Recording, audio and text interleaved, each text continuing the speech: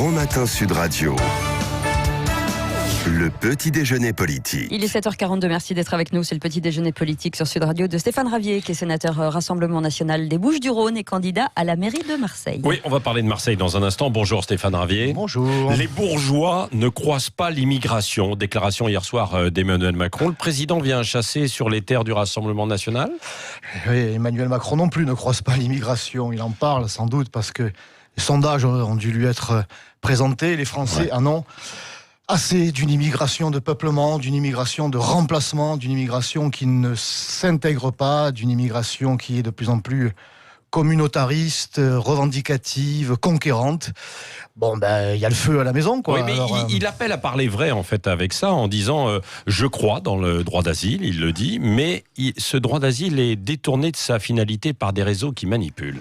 Oui, il parle, mais il faudrait qu'il agisse. Et le droit d'asile, oui, maintenant, on peut obtenir le droit d'asile parce que selon ses orientations sexuelles dans son pays d'origine. Alors, le droit d'asile, il a largement évolué, je dirais, défavorablement, ce qui conduit d'ailleurs à être une filière de l'immigration importante, en plus de la filière étudiante. Oui, oui. Mais voilà, donc ce sont encore des positionnements...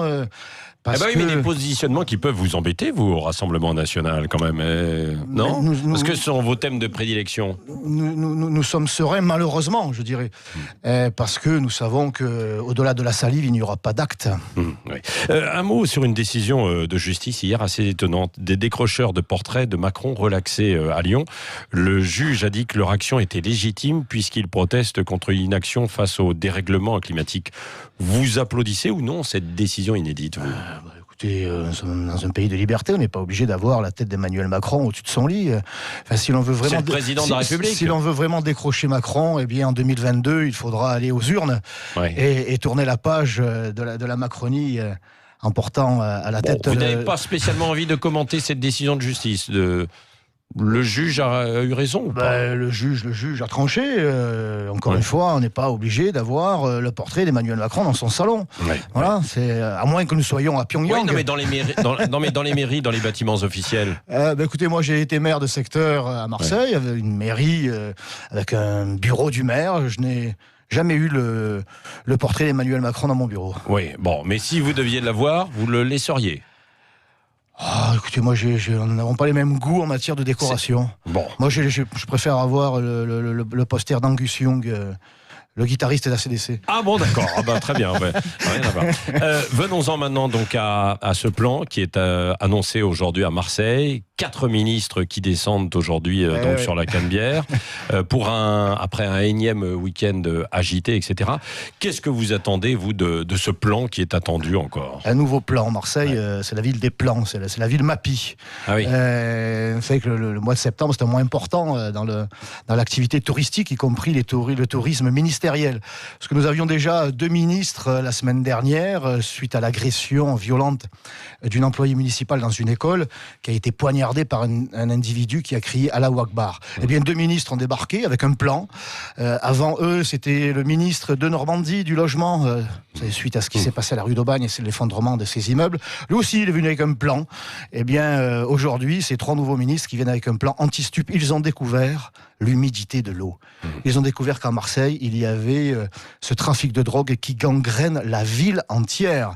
Il était temps, ça fait des années que je tire la sonnette d'alarme, mais ma foi, tant que tout cela se passait dans une certaine norme, dans un certain calme, eh bien ça a été accepté par les autorités locales, parce que en plus ça fait marcher l'activité économique. Votre collègue sénatrice marseillaise, Samia Ghali, avait réclamé l'armée dans les quartiers il n'y a pas si longtemps. Oui, d'ailleurs, elle sera tout à l'heure aussi avec nous. Oui, parce qu'elle est... Vous êtes d'accord avec elle Elle est dans une démarche médiatique, dans le buzz. Or, Madame Ghali, c'est une socialiste, et pendant des années, lorsque justement je tirais la sonnette d'alarme, elle a répondu, sa seule réponse était la réponse sociale. Il fallait toujours plus d'assistanat, toujours plus de subventions. Alors aujourd'hui, comme elle ne peut plus réclamer les policiers qu'elle n'a jamais voulu, elle est dans la fuite en avant avec l'appel à l'armée. Or, la police, c'est la police qu'il faut aider, à qui il faut donner les moyens humains.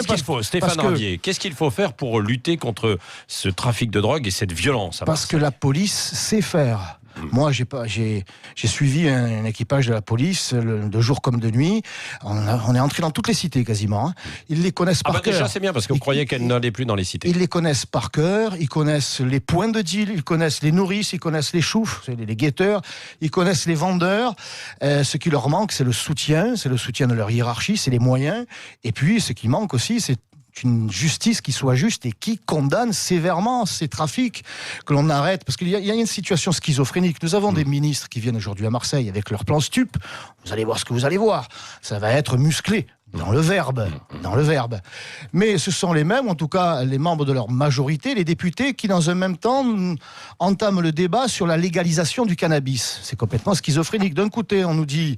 le trafic de drogue, des drogues dites douces, c'est pas si grave, on va même le légaliser. Et puis dans le même temps, on envoie des ministres pour nous dire attention, le cannabis, maintenant il y en a assez, il y en a marre.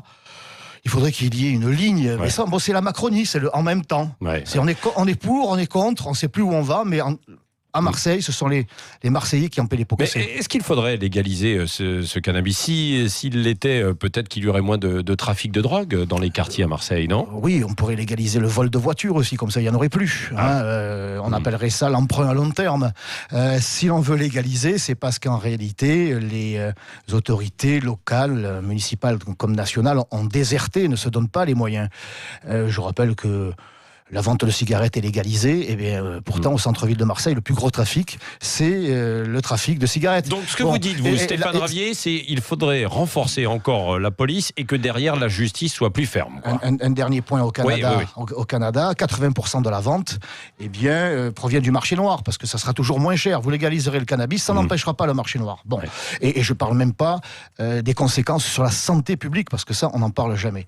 Il faut donner les moyens à la police, bien sûr, et puis il faut traquer les trafiquants, j'allais dire au portefeuille. Nous savons qu'à Marseille, un certain nombre d'enseignes, curieux comme on a faim la nuit, comme on est pris par la faim, et ce nombre d'épiceries de nuit qui fleurissent aux quatre coins de nos rues, de nos quartiers. Les Marseillais se lèvent la nuit, manifestement, pour manger. Et on sait très bien qu'un certain nombre... C'est quoi ces épiceries? On sait bien qu'un certain nombre de ces établissements, comme les kebabs, etc., sont des blanchisseries. Oui. Eh bien, il faut taper au portefeuille... Sur la drogue, aussi.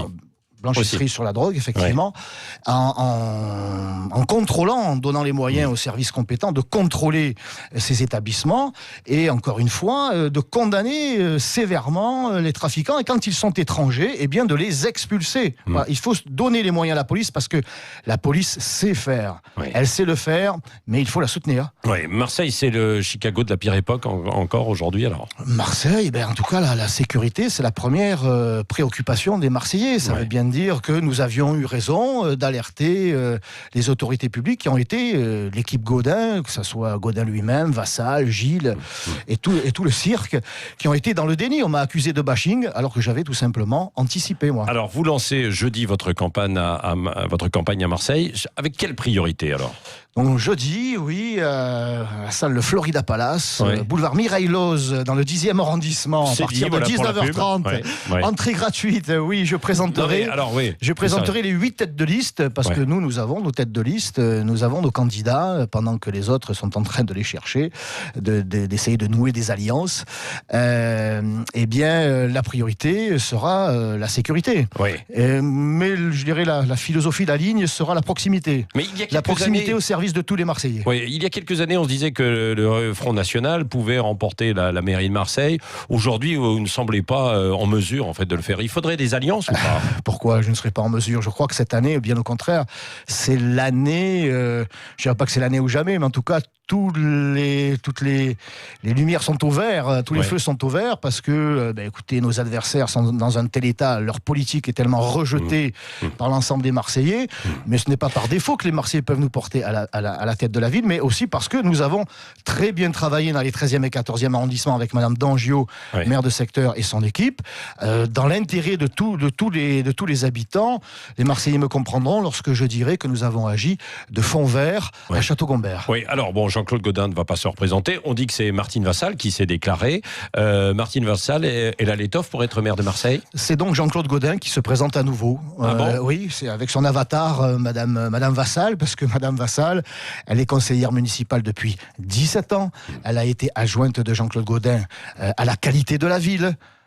Bon, quand on connaît Marseille, et pas seulement le front de mer, quand on connaît tout ce qu'il y a derrière, moi j'y habite, donc je sais ce que je vois, eh bien, Madame Vassal, elle porte le bilan de Jean-Claude Gaudin, parce que c'est le sien, et en plus, elle voudrait porter le bilan d'Emmanuel Macron, parce qu'elle court après lui pour une alliance, faisant fi, manifestement, du souhait des Marseillais que de tourner cette page aussi. Oui, vous espérez profiter de divisions à droite, puisqu'il y a aussi la candidature de Bruno Gilles? Bruno Gilles, oui, qui lui aussi, maire de secteur pendant 25 ans, sénateur LR, soutien conditionnel de Jean-Claude Gaudin et partage le bilan, comme tous ceux qui ont fait partie de son équipe, avec, je le rappelle, 28% de Marseillais qui vivent en dessous du seuil de pauvreté, une ville la plus polluée, la plus embouteillée, l'insécurité qui fait venir des ministres à Marseille toutes les semaines, un communautarisme qui se développe avec un islamisme de plus en plus conquérant. Bon, mais ça, c'est le bilan de Monsieur Gilles, de Madame Vassal, Monsieur Gaudin.